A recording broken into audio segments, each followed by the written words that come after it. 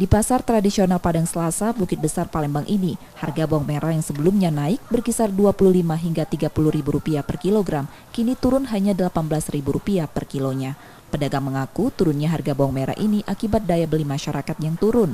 Pedagang tak berani mengambil persediaan komoditas ini terlalu banyak dari penyuplai, khawatir bawang merah akan busuk akibat tak laku. Penurunan daya beli masyarakat ini terjadi hampir 2 bulan, tak hanya pada bawang merah, namun juga sejumlah komoditas lainnya seperti telur dan daging. Kalau bawang merah turun dari seharga 25 jadi 30. Nah sekarang turun sudah sama dengan bawang putih sekarang. Kalau kemarin kan lebih tinggi dari bawang putih. Kalau untuk pembelinya semenjak corona ini agak berkurang. Mungkin karena stok banyaknya jadi murah, harganya kan agak turun.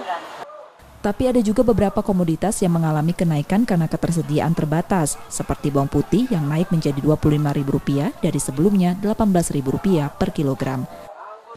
Reski Oktora, Muklas Diferensial, Kompas TV Palembang.